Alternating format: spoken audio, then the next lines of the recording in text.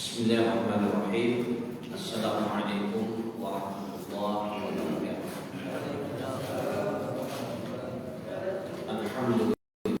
Alhamdulillahi wa kafa, wassalatu wassalamu ala nabiyil mustafa wa ala alihi wa sahbihi wa tabi'in wa man tabi'ahum bi ihsan ila yaumil mi'ad.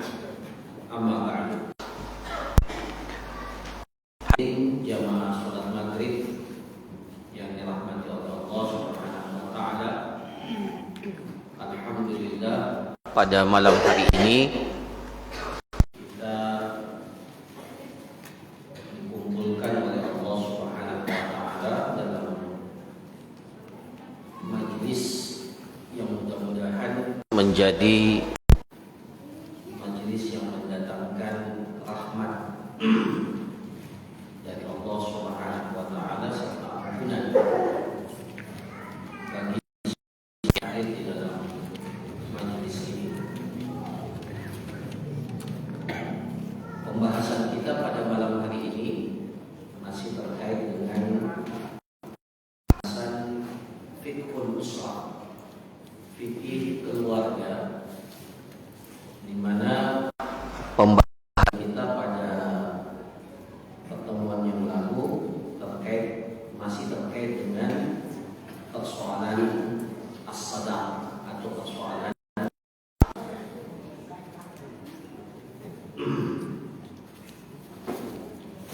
pada malam hari ini kita akan menjelaskan beberapa yang tersisa dari penjelasan terkait dengan masalah mahar ini. Kemudian setelah itu kita akan masuk kepada pembahasan tentang al-huquq az-zawjiyah, huquq az-zawjiyah, hak-hak suami istri.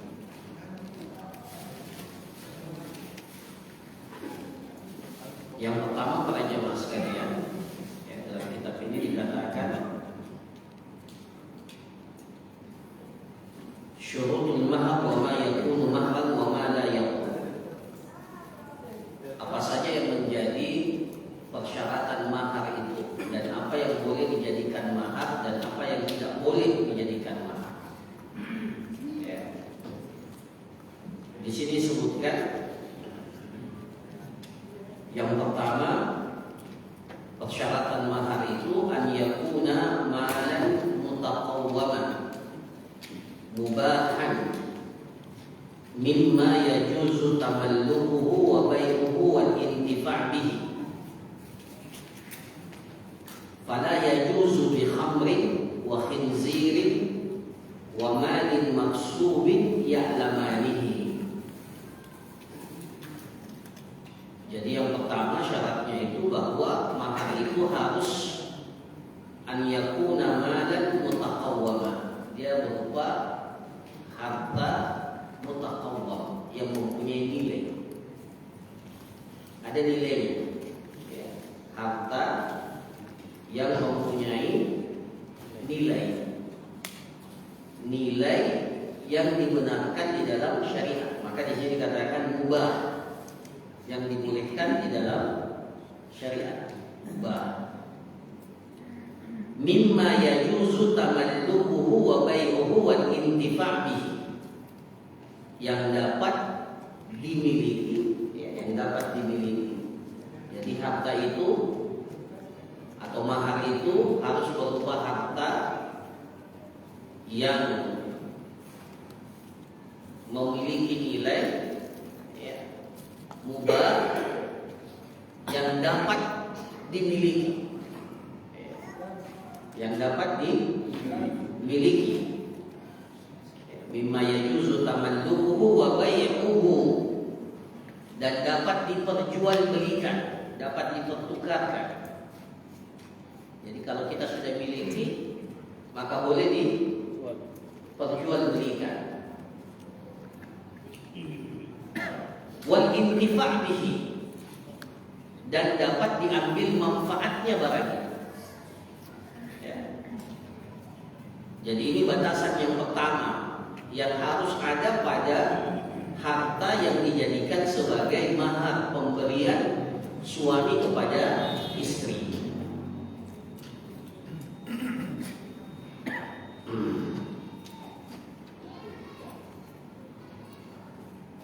Maka di sini dikatakan fala yajuzu bi khamrin. Maka tidak boleh khamar arak, minuman keras itu dijadikan sebagai dia harta atau tidak? Punya nilai? Bahkan nilainya sangat, sebagian itu sangat mahal, punya nilai. Tapi apakah dia dibolehkan dalam syariat? Diharamkan dalam syariat. Diharamkan dalam syariat. Maka ini tidak boleh dijadikan mahar. Atau wa khinzir, begitu pula babi. Khinzir tidak boleh. Dia harta punya nilai, tapi kita dilarang, tidak dibolehkan. Kemudian di sini dikatakan wa malin maksub, termasuk juga adalah harta yang maksub, harta yang didapatkan dengan cara merampas hak orang lain.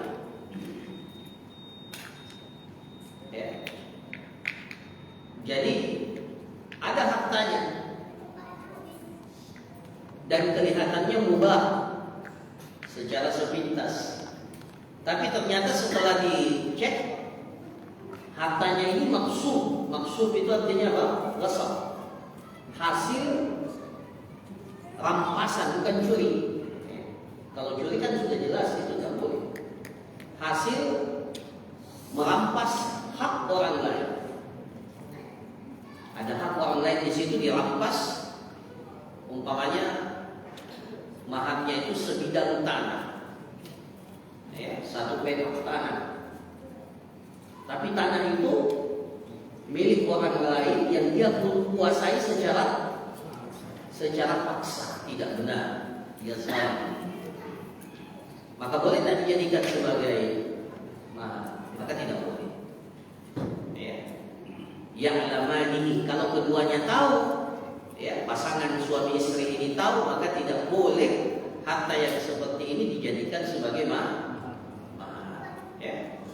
Nah, ini yang pertama. Kemudian yang kedua, syaratnya an yakuna saliman minal gharar bi an yakuna ma'luman muayyanan fala yasihhu bil majhul kadari ghair muayyanah aw dabbah mutlaqah aw ma yusmiru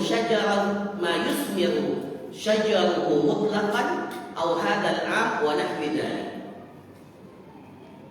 Jadi selain dia harus memiliki syarat yang pertama bernilai, memiliki manfaat yang mubah, dapat diambil manfaatnya atau dapat diperjualbelikan, maka yang kedua yang punya saliman minal gharar.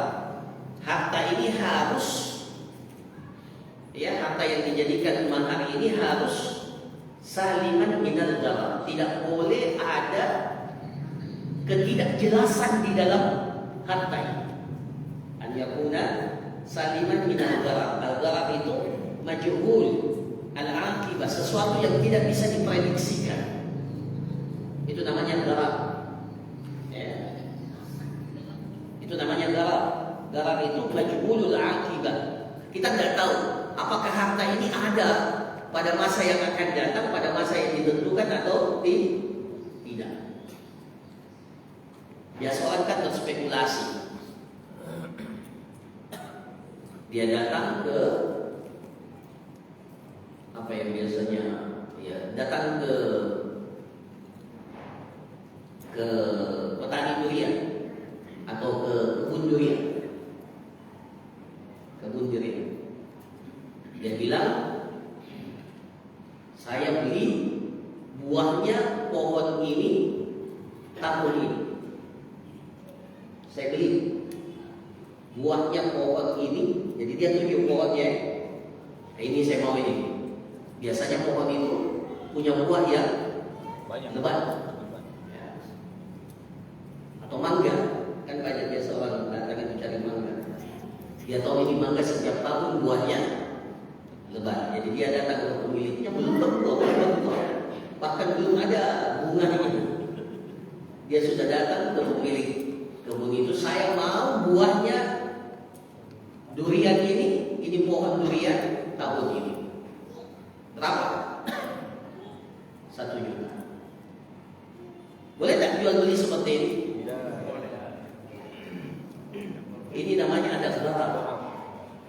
Karena kita tidak tahu apakah tahun ini akan berbuah atau tidak.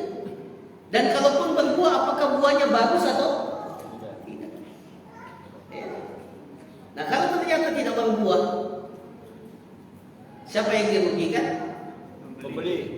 Pembeli yang dirugikan.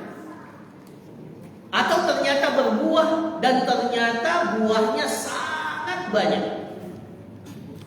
Nah, bilang penjual rugi, ya saya jual. Setuju. Ya.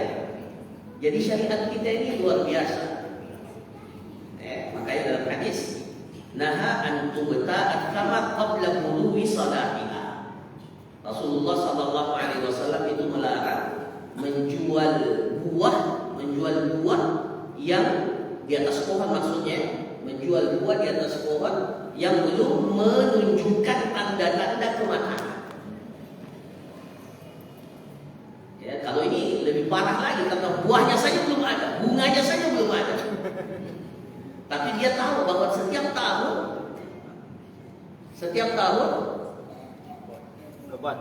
lebat buahnya. Maka boleh tidak dijadikan mahar seperti ini? Maharnya adalah buah durian dari pohon ini tahun ini. Saya nikahkan engkau dengan putri saya dengan mahar buah durian yang dihasilkan oleh pohon ini tahun ini. Boleh tidak? Tidak.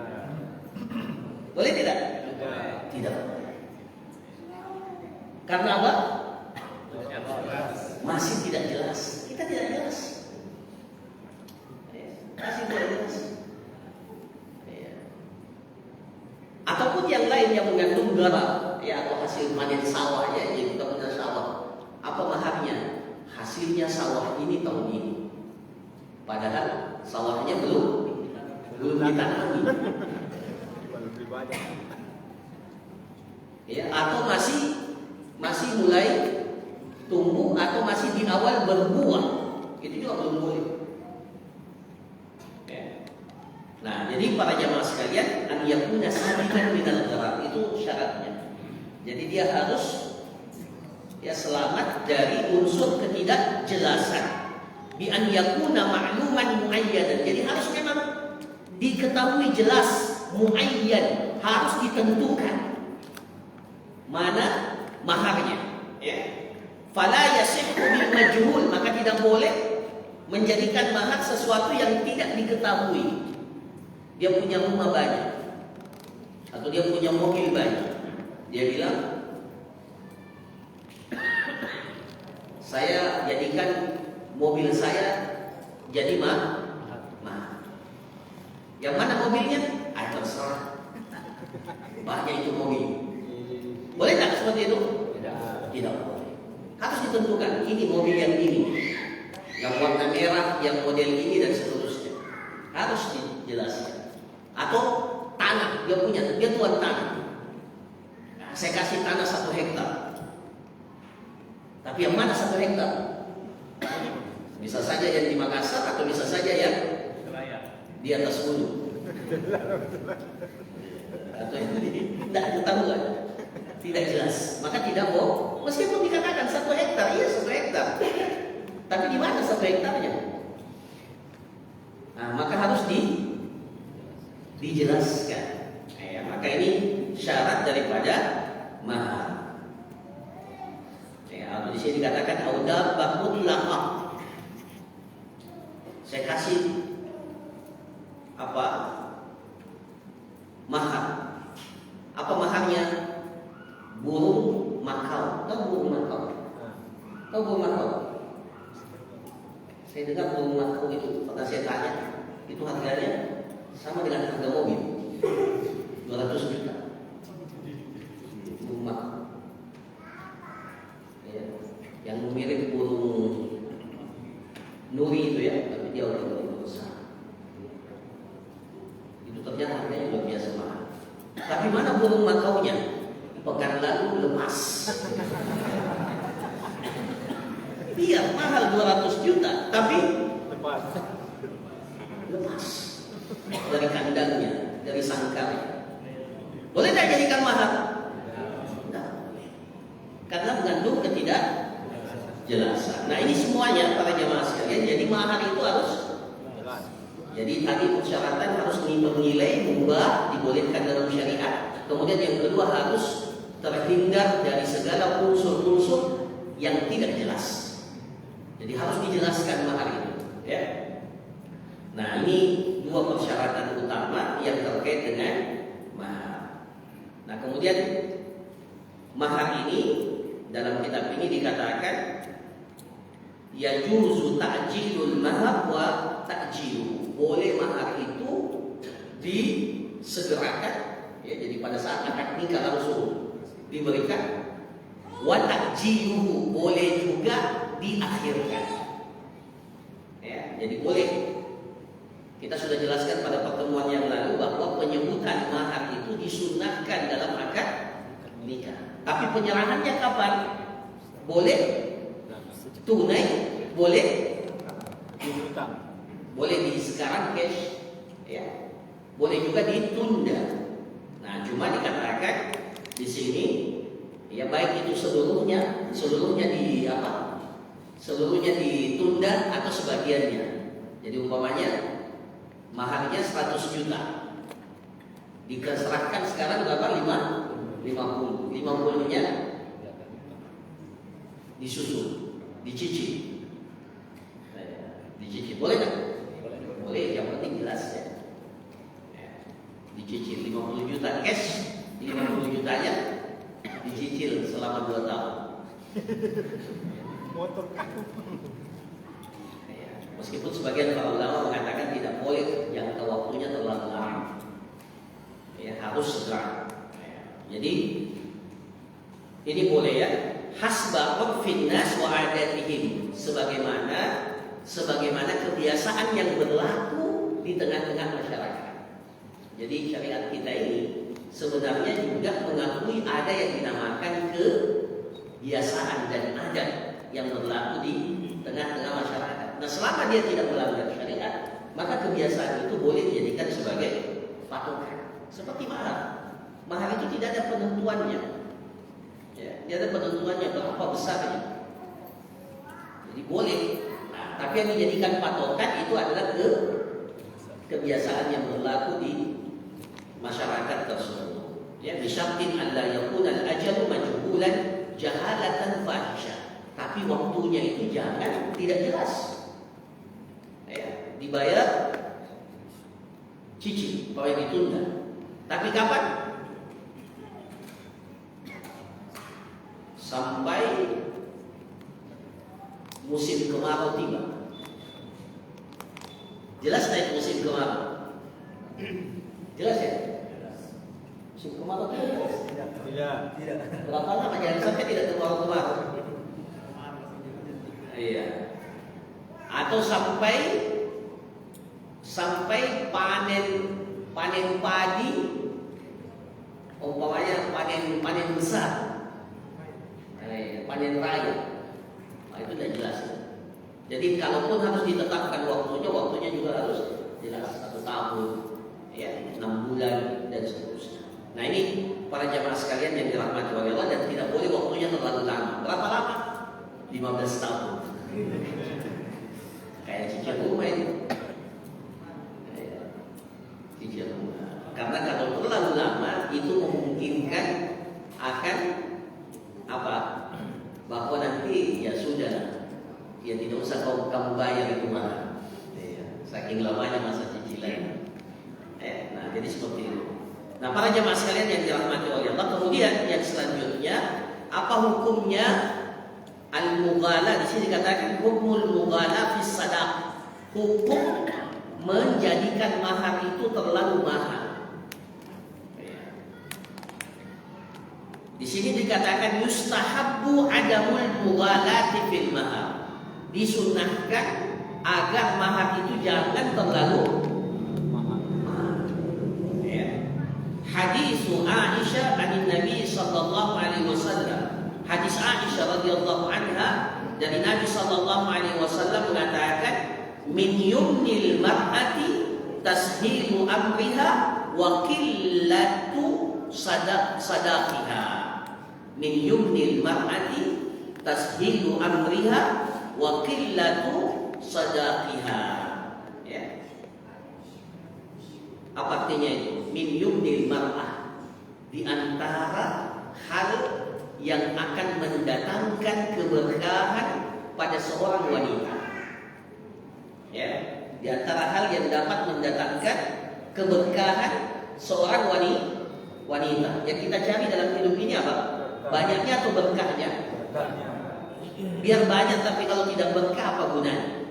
Tetapi meskipun sedikit, kalau berberkah itu yang kita inginkan.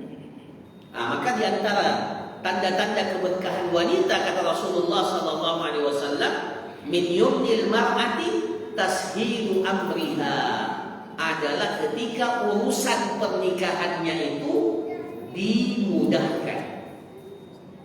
Ya, dimudahkan, tidak dipersulit. Ya, Masya Allah. Kalau ada seorang laki-laki datang kepada bapaknya seorang wanita, langsung bapaknya bilang, berapa saja nak? Silakan.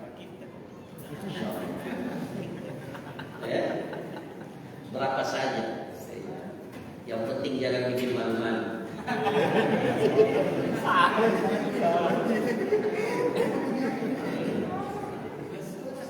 Maksudnya, ya, yang wajar. Yang wajar. Ya. Sesuai kebiasaan itu. Ya. Jadi yang pertama tashilu amriha, mudah urusannya, wa qillatu mahriha, dan sedikitnya mahar. Ya. Jadi itu di antara keberkahan wanita para jamaah sekalian. Jadi Rasulullah sendiri sudah jelaskan. Ya. Hadis Umar. An Umar radhiyallahu anhu qala alla tughala fi suduqin nisa. Dari Umar beliau mengatakan radhiyallahu anhu, alla tughalu fi suduqin nisa, jangan kalian mengangkat tinggi-tinggi mahar seorang wanita. Fa innahu law kana makrama fid dunya, kalau seandainya tingginya mahar itu, tingginya nilai mahar itu menjadi kemuliaan bagi wanita, kalau seandainya wanita itu diukur kemuliaannya dengan tingginya mahar, ya, kana makrama fid dunya au taqwa indallah, atau dikatakan orang yang tinggi maharnya itu dikatakan adalah orang yang paling bertakwa di sisi Allah. Kana aulahum biha Rasulullah sallallahu alaihi wasallam, maka yang paling berhak, yang paling pertama mencontohkan tingginya mahar itu adalah Rasulullah sallallahu alaihi wasallam. Itu perkataan. Ya, dalam hadis dan riwayat ini dikatakan ma asdaqa Rasulullah sallallahu alaihi wasallam imra'atan min nisa'ihi. Rasulullah sallallahu alaihi wasallam tidak memberikan mahar kepada istri-istri atau wanita-wanita yang beliau nikahi, wala asdaqat imra'atun min banatihi, dan tidak pernah menerima mahar dari wanita-wanita, putri-putri beliau yang dinikahi oleh laki-laki, aksar min isnai asyrata uqiyah, lebih daripada 12 uqiyah. 12 uqiyah. 12 uqiyah itu sekitar 500 dirham. Ya, kalau biasa. Ya. 40 dirham. Satu uqiyah. Iya, satu uqiyah 40 dirham. Berarti kalau 10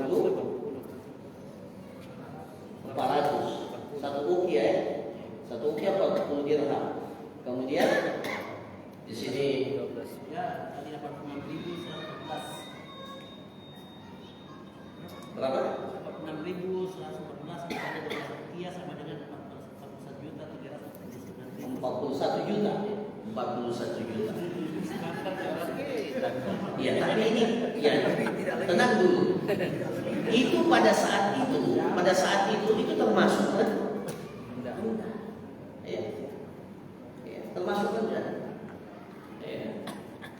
Sekarang ini kalau ya berapa nih 41. Ya, sekarang ini kalau mau tahu berapa maharnya wanita-wanita Arab, terutama di Arab Saudi, paling sedikit itu maharnya yang saya tahu itu sekitar 20.000 real kali 4.000. Berapa? 20.000 real kali berapa? Kali 14.000, maaf. 4.000.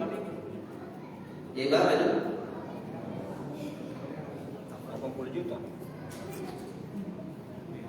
Kali 4.000. Baik. 80 juta. Ya. Jadi itu masih maharnya ya. Tapi satu setel emas itu jelas. Satu setel emas itu semua emas. Kemudian rumah harus ada, mobil harus ada.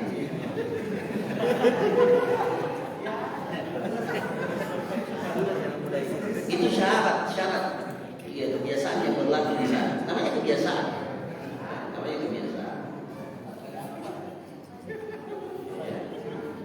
Jadi kalau ada seorang laki-laki melamar seorang wanita dan ditanya berapa kemampuannya, mobil saja tidak punya, jangan coba. Ya. Nah, jadi para jamaah sekalian, jadi di zaman Rasul seperti itu. Kemudian kata Umar, wa inna rajul la yughla bi sadaqati imrati hatta yakuna lahu adawatan fi qalbi. Seorang laki-laki kalau istrinya itu menaikkan maharnya, maka di hatinya pasti ada rasa tidak senang. La yughla hatta yakuna lahu adawa fi qalbi wa hatta yaqul kaliftu fika alqal kirbah. Seperti itu. Makanya para jemaah sekalian, hukum asalnya mahar itu yang sewajarnya. Ya, wajarnya sesuai dengan bahkan sedikitnya mahar itu menjadi salah satu tanda keberkahan wanita. Yang terakhir dari Abi Salamah, sa'altu Aisyah, saya bertanya kepada Aisyah an sadaqi Rasulullah sallallahu alaihi wasallam. Ya, berapa mahar yang diberikan oleh Rasulullah kepada Aisyah ketika Rasulullah SAW menikahi Aisyah? Kata beliau, faqalat isnatai asyrata uqiyah wa nasya, 12 uqiyah dan lebih sedikit. Jadi tadi sekitar seperti itu.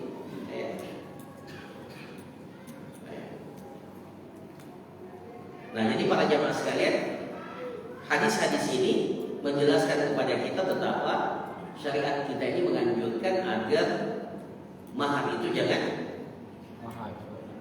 dinaikkan. Alhamdulillah kalau kita ini maharnya murah.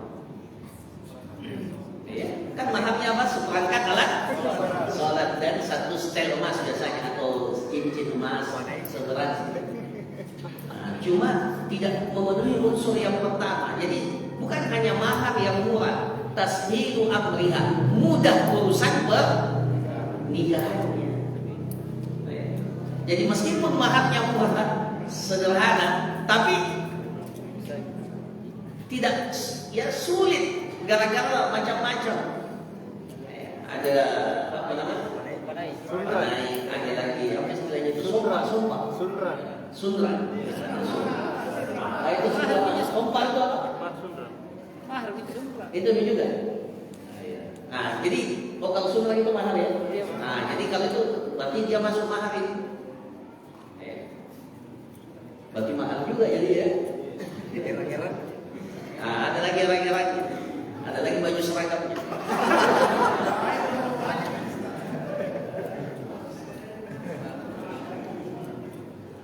Nah, ini para jamaah sekalian yang dirahmati oleh Allah Subhanahu wa taala. Ya. Kemudian ya kita masuk, jadi alhamdulillah selesai pembahasan mahar ya. Jadi semua apa yang kita jelaskan terkait dengan mahar alhamdulillah sudah selesai. Nah, sekarang kita masuk kepada huququs zaujiyah. Ini catat baik-baik, terutama bagi yang sudah menikah. Apa saja hak suami istri? Idza waqa'a 'aqdun nikahi sahihan, kalau akad nikahnya sudah sah, tarattaba 'alaihi katsirun minal huquq bainaz zawjain, maka efek yang timbul dari akad nikah itu bahwa masing-masing pasangan suami istri itu memiliki hak. Ya. Jadi jangan setelah akad nikah yang terbayangkan indahnya saja. Ingat, masing-masing punya hak dan masing-masing punya kewajiban. Mana yang dahulu, kewajiban atau hak? Kewajiban. Jadi jangan mengharapkan hak kalau tidak punya kewajiban dan melaksanakan kewajiban. Ya. Nah, kita mulai dari hak istri, huququz zaujah. Li zaujati 'ala zaujiha huququn maliyah. Jadi hak istri terhadap suaminya, jadi hak istri terhadap suaminya ada hak-hak yang berupa harta. Seperti apa? As-sadaq, mahar, dan nafkah. Ya, nafkah berupa harta. Wa huququn ma'nawiyah. Jadi ada hak-hak yang sifatnya harta, ada hak-hak yang sifatnya maknawiyah, tidak terkait dengan harta. Ya, huququn maliyah dan huququn ma'nawiyah. Seperti apa? Huququn ma'nawiyah, jadi dia bukan harta, tapi dia terkait dengan hak seorang wanita yang harus dipenuhi oleh seorang suami, tidak terkait dengan harta. Di antaranya di sini katakan kal adli, seperti bersikap adil. Itu tidak bisa dinilai dengan harta itu, tapi wajib, dan itu hak istri. Adil, maksudnya adil dalam apa? Adil dalam pembagian hari kalau suaminya memiliki lebih daripada satu istri. Jadi harus ada hukum maknawiyah. Jangan sampai dia menikah kemudian di istri yang pertama 2 hari, di istri yang kedua 5 hari.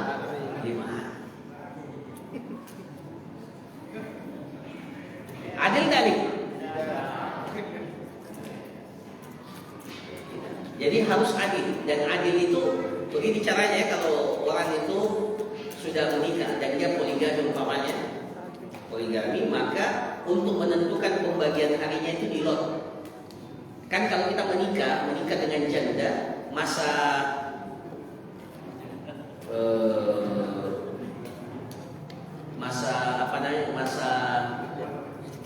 nanti dijelaskan, masa bermesraan itu berapa hari?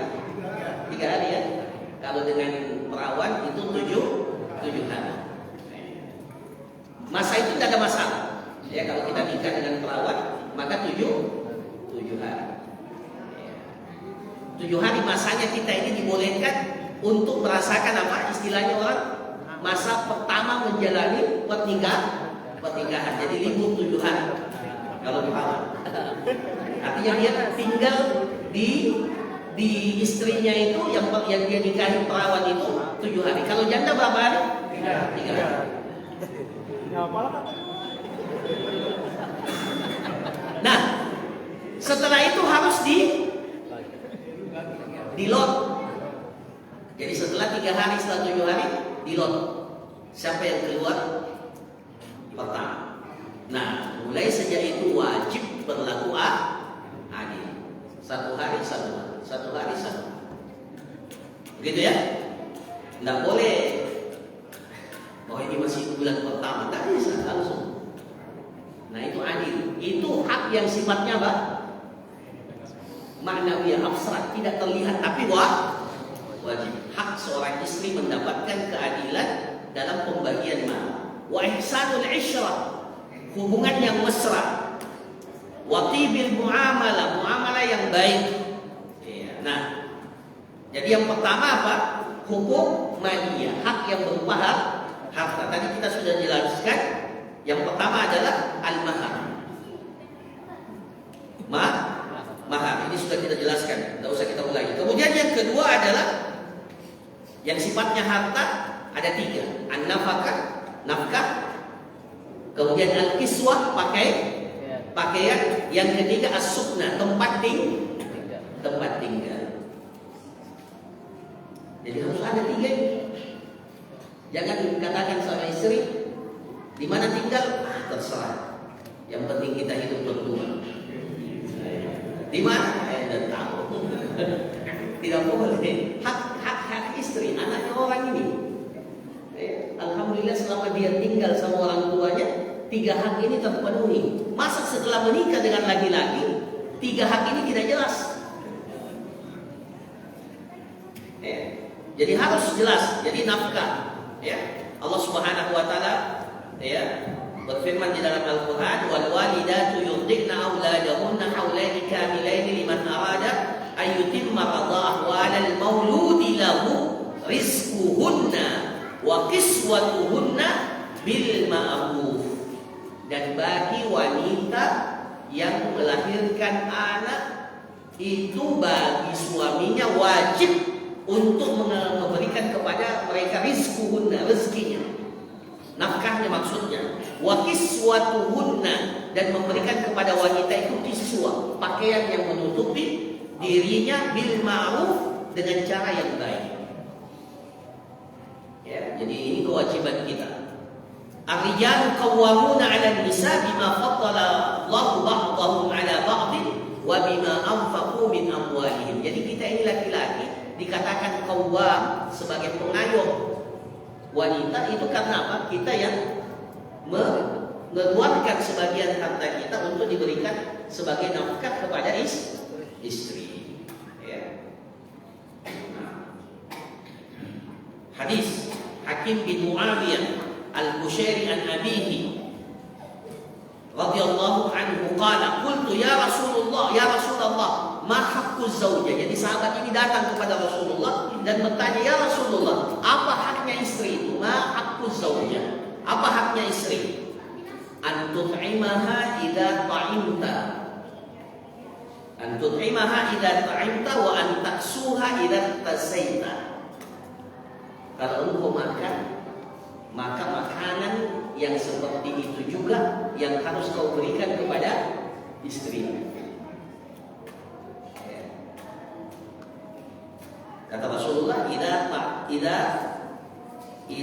antut'imaha idza ta'imta, engkau memberikan makan seperti makanan yang engkau makan. Jangan suaminya makan apa? Makan contoh. Istrinya bakso bentol itu.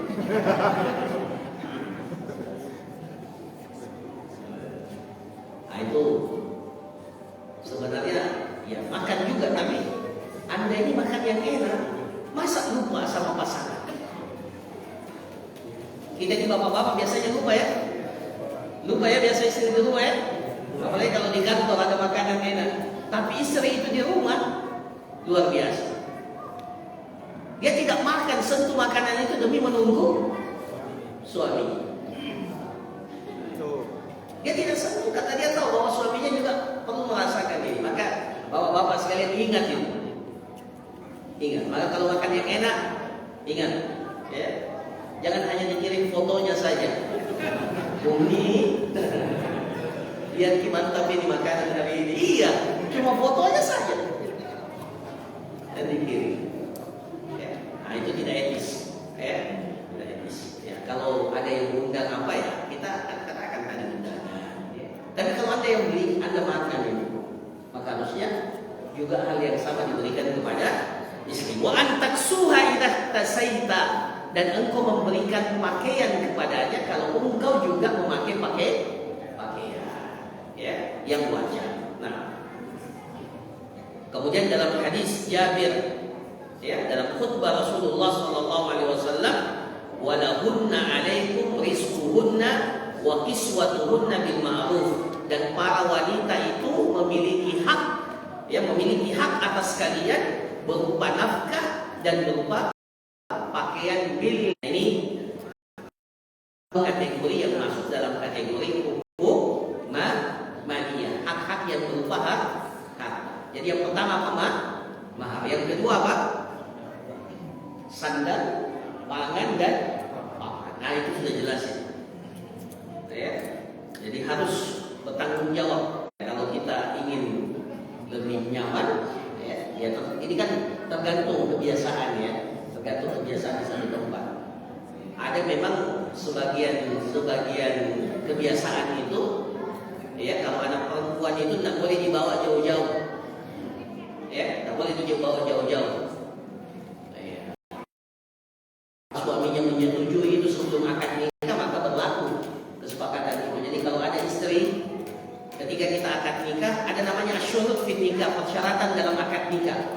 Jadi istrinya bilang, saya siap menjadi istri, tapi syaratnya kalau saya sudah diperistrikan, saya untuk menolak.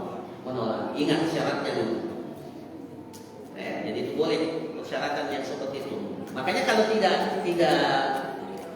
tidak mau dengan syarat itu, jangan nikahi wanita itu.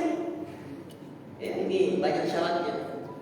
Ya, atau dia persyaratkan, boleh saya siap jadi istri, tapi persyaratannya jangan keluarkan saya dari rumah orang tua saya. Boleh.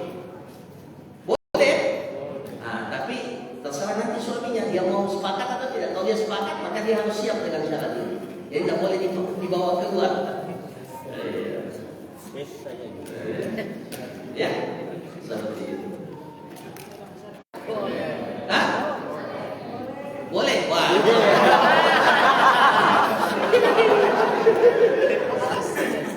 Saya khawatir syarat ini akan jadi persyaratan.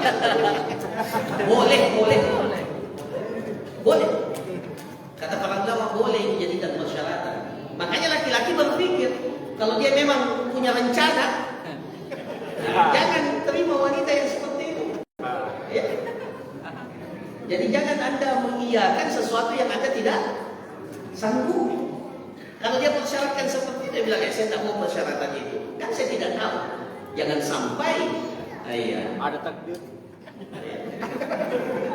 Jadi para jamaah sekalian, ada namanya syurutan yang harus dipenuhi. Saya kira demikian. Insya Allah masih ada beberapa hukum az-zawjiyah ini yang sifatnya yang sifatnya ma'nawiyah tadi sebagian sudah kita jelaskan.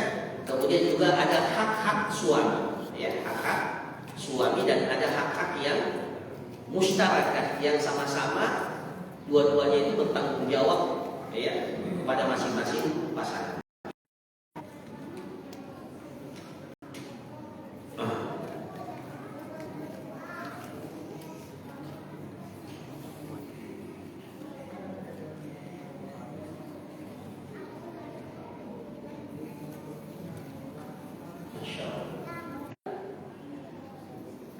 Dan tidak mendapatkan keturunan darinya, ya, sehingga berubah dan jarang memberikan nafkah kepada saya dan anak saya, sampai-sampai tidak mau mengantar saya pergi tarbiyah dan taklim.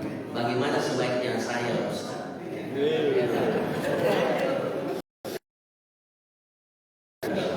Ini pertanyaan berat ini.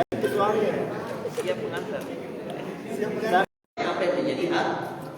Kebutuhan sesuai dengan kebutuhan. Yang masalahnya kalau suaminya tidak simpan sesuatu yang bisa diambil. Nah, ini yang masalah. Yang jelas, ini zalim ya. Ini zalim. Ini zalim. Tidak boleh sama sekali. Ya.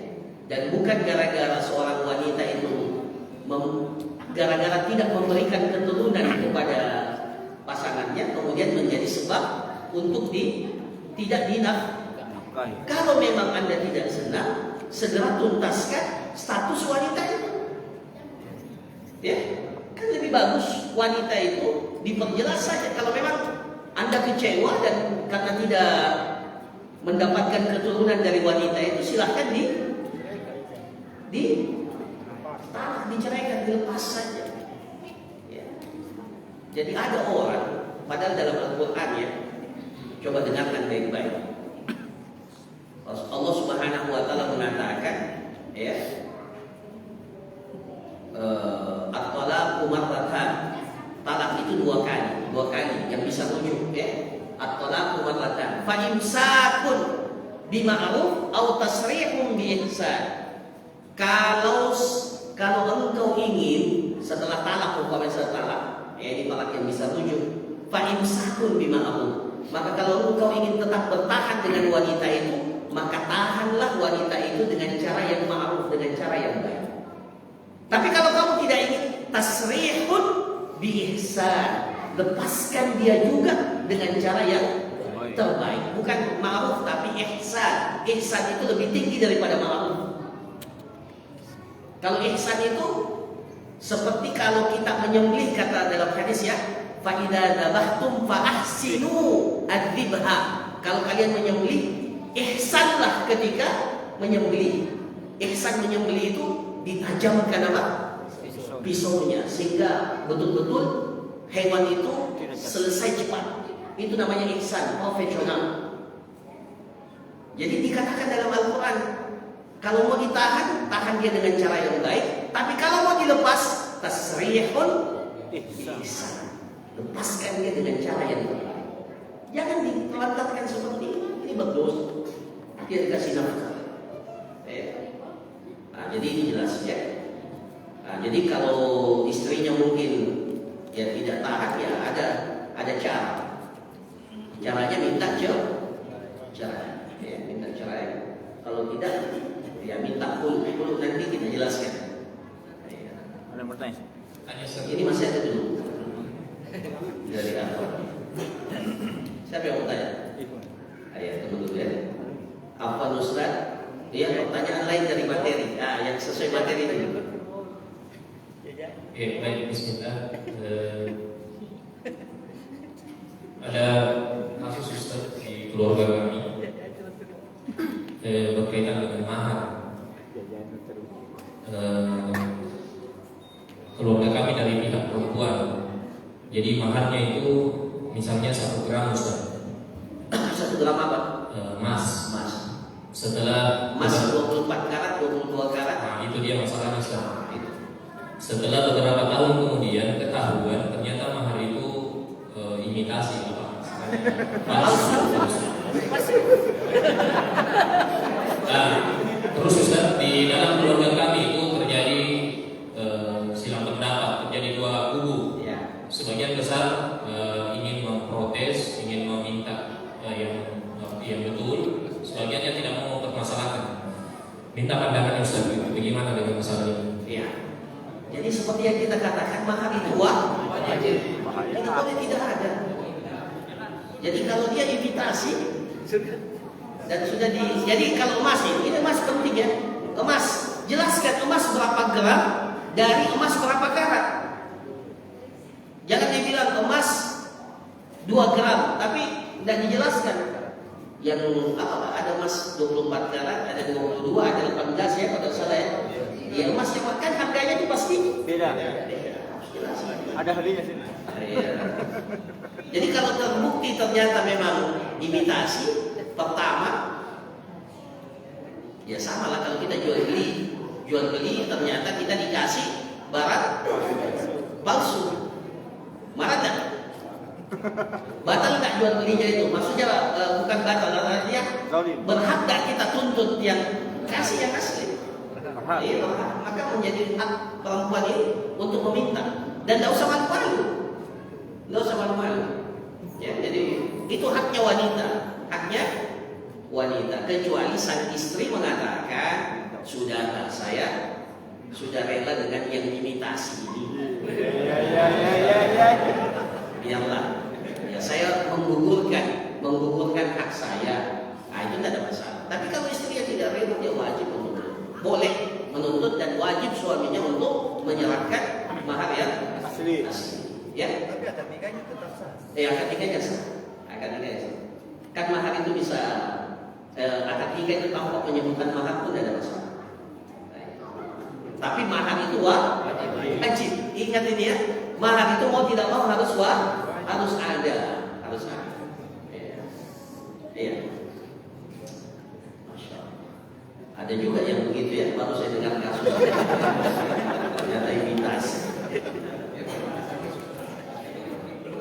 Iya, penipuan itu bisa dituntut itu dipidana. Iya, tapi kan biasanya orang cari damainya ya. Bagaimana suami tidak pernah kasih nafkah istri selama menikah, kemudian istri tersebut meninggal, apa suami tersebut berhak dapat waris dari harta istri? Sudah tinggal kasih nafkah, mau lagi mau bisa.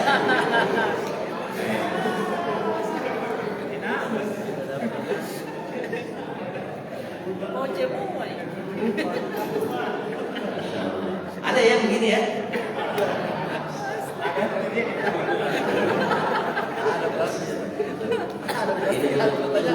Saya tidak tahu yang bermasalah ini wanita atau suami ini sekarang ini.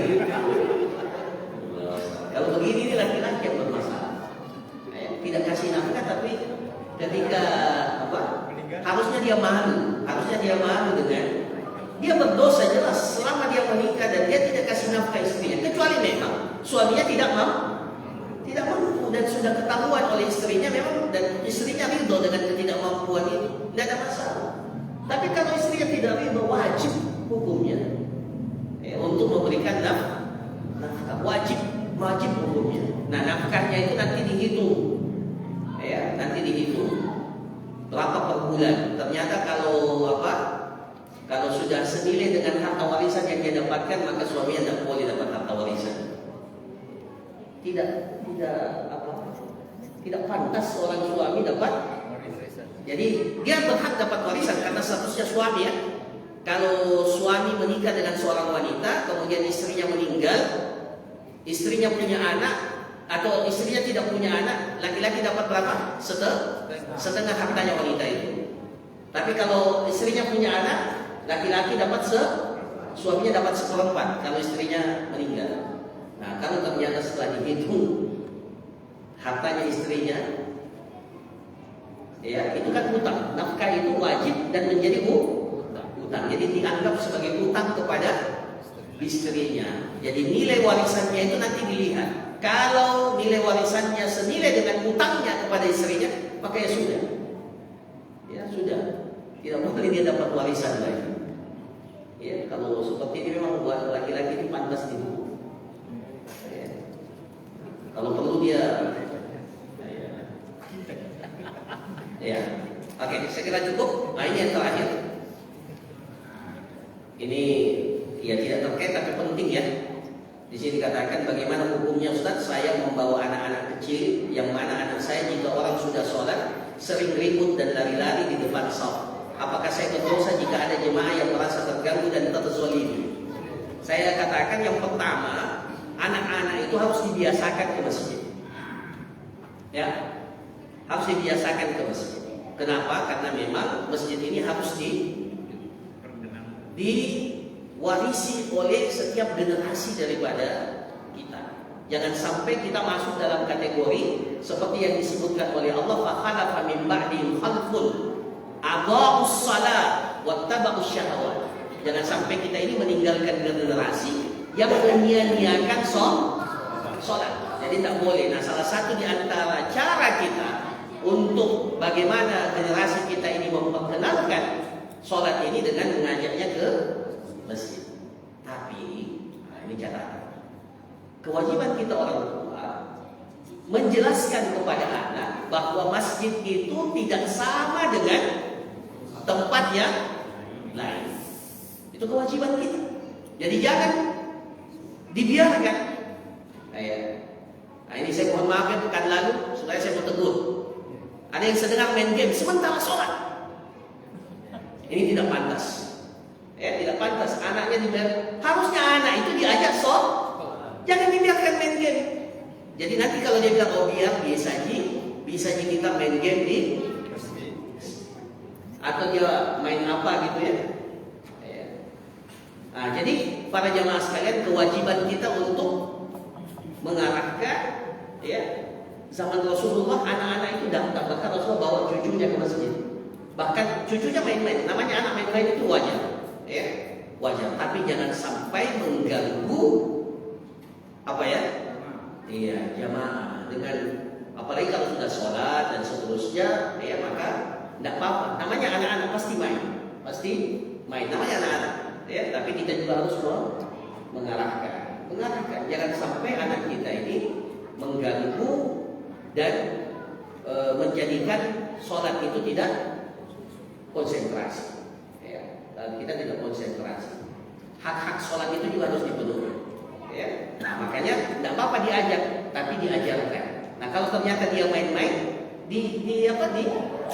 ditegur. Jangan dia main, kemudian kita katakan, kita biarkan. Tidak, jangan tegur. Ini tempat masjid ini beda dengan tempat yang lain. Ini ada hak-haknya yang harus dipenuhi, ya, harus dipenuhi. Tapi tidak boleh juga masjid itu terlalu apa? Kaku. Tidak boleh anak-anak. Sampai pernah di Saudi itu karena pengurusnya terlalu apa? Akhirnya anak itu diikat di tiang.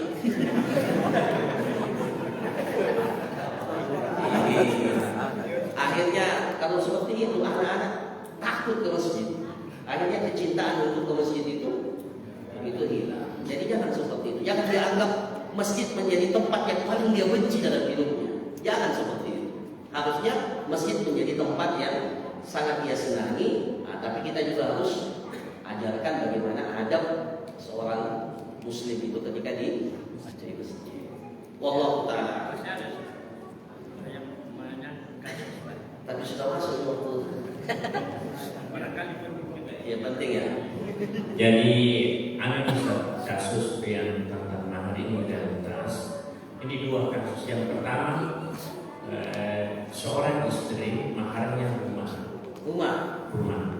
Kemudian dalam perjalanan, dia tidak punya keturunan.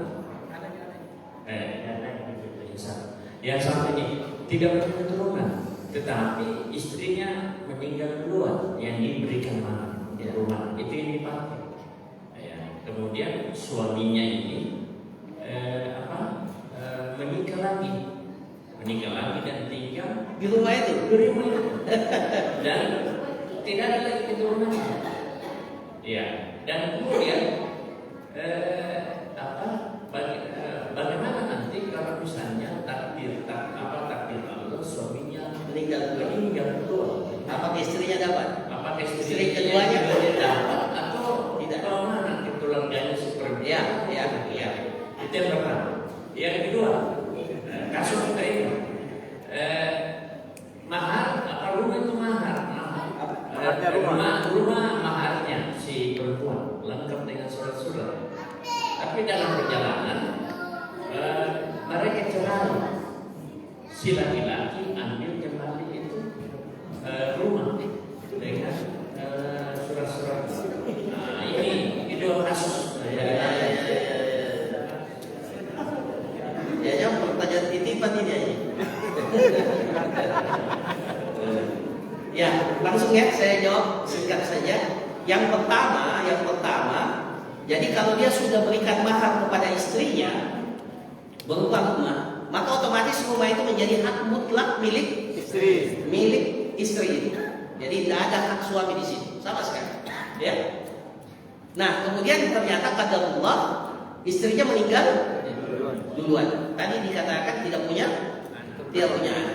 Maka sang suami itu berhak untuk mendapatkan harta warisan yang ditinggalkan oleh istrinya. Karena dia tidak punya anak, maka dia berhak setengah dari harta warisan itu. Ya, jadi kalau rumah itu bisa dibagi dua. Terus? Nah, kemudian jadi harusnya kan tidak punya anak ya? Tidak punya anak. Jadi setengah saja dari harta warisan yang dimiliki oleh istrinya menjadi hak suaminya, termasuk rumah itu. Termasuk rumah itu bisa menjadi harta warisan. Jadi kalau cuma rumah itu satu-satunya harta warisan, maka rumah itu setengahnya milik suaminya, ya, dan setengahnya diberikan kepada ahli waris yang lain. Jangan sampai dia punya saudara laki-laki, saudara perempuan, dia punya orang tua, ini kan masih hak waris semua ini. Ya, bahkan anak laki-laki dari saudaranya laki-laki itu juga masih ahli waris. Kalau dia punya saudara laki-laki, ahli warisnya saudara laki-lakinya, saudaranya perempuan itu berhak atas. Nanti belajar tentang fikih waris, ini penting juga ini. Ya. Nah sekarang dia kawin lagi, nikah lagi. Kemudian dia tinggali yang kedua. Hak dia dari rumah itu cuma setengah. Jadi bagus ya. Paling bagus itu karena tidak bisa dibagi dua ya. Kita potong saja di rumah. Harusnya dijual. Ya, nilainya dikasih ke suami yang menjadi hak setengahnya. Nah setengahnya itu lah boleh dia pakai. Ya, kecuali kalau begini, saya ambil ini rumah dan saya kasih nilainya setengahnya itu kepada ahli waris yang lain. Nah, boleh dia tinggal di sini. Nah, qadarullah meninggal. Nah, kalau dia sudah miliki, artinya kalau dia sudah bayar rumah itu setengahnya ya, dia sudah bayar nilainya kepada ahli waris yang lain, otomatis rumah itu menjadi milik laki-laki itu. Nah, setelah itu dia meninggal, tinggal di situ.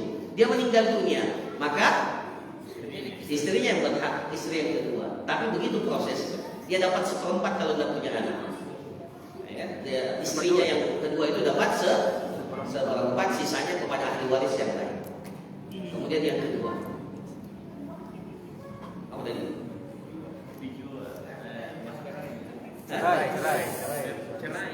Cerai. Diminta kembali. Tidak boleh. Kalau istri itu sudah digauli oleh suaminya, apalagi ada anaknya, sudah digauli oleh suaminya, apa kata Allah Subhanahu wa taala? Ya, wa ataitum ihdahunna qintara fala ta'khudhu minhu syai'a. Kalau kalian sudah memberikan kepada wanita itu harta yang banyak, maka tidak boleh di antara kalian mengambil sedikit pun dari mahar itu. Itu sama dengan mencuri, merampas. Itu sama, mengambil harta yang bukan hak. Jadi kalau sudah, kecuali kalau istri yang menuntut cerai dan dia bilang, itu namanya khulu ya. Kita belajar ini khulu. Khulu itu artinya istri siap membayar sesuatu yang menjadikan suaminya mau menceraikan dirinya. Nah, itu namanya khulu. Jadi suaminya tidak mau ceraikan, tapi istri bilang saya kembalikan maharmu. Ya, itu ada kisahnya dalam hadis. Ya, saya kembali. Rasulullah bilang, "Ataruddina alaihi hadiqatahu?" Apakah engkau siap, ya, kepada wanita istrinya sahabat itu? Apakah engkau siap mengembalikan kebun yang telah diberikan oleh suamimu sebagai mahar? Wanita itu mengatakan siap ya Rasulullah. Maka kata Rasulullah kepada suaminya, terima kembali kebun itu dan segera ceraikan istri. Itu namanya khulu. Nah, itu namanya khulu, talak dengan iwad, talak dengan pembayaran yang dibayar oleh. Nah, kalau begitu tidak ada masalah. Tapi kalau tidak berhak suami mengambil mahar yang sudah diberikan kepada istrinya, tidak boleh sama sekali. Ya. Justru suami yang mentalak istri, ini semua nanti dalam pelajaran talak ya. Suami yang mentalak istri itu wajib memberikan mut'ah, harta yang dapat menyenangkan istrinya setelah ditalak. Itu harusnya begitu. Dan itu bagian daripada kita melepaskan wanita itu dengan cara yang terbaik. Jadi dikasih juga harta. Dalam Al-Quran ya, wa matti'uhunna, berikanlah mut'ah kepada wanita itu sesuai dengan kadar kemampuan masing-masing Jangan ketika kita melamar dan ini kita datang baik-baik, tapi ketika dilepas dengan cara yang kasar. Ini bagi laki-laki yang tidak bermartabat. Ya, betul. Habis manis, sebuah dibuat, bahkan diusir. Ya, kasihan. Jangan sampai seperti ini. Laki-laki yang beriman tidak mungkin atau harusnya tidak boleh seperti ini. Ya, saya kira seperti ini kepada jemaah sekalian.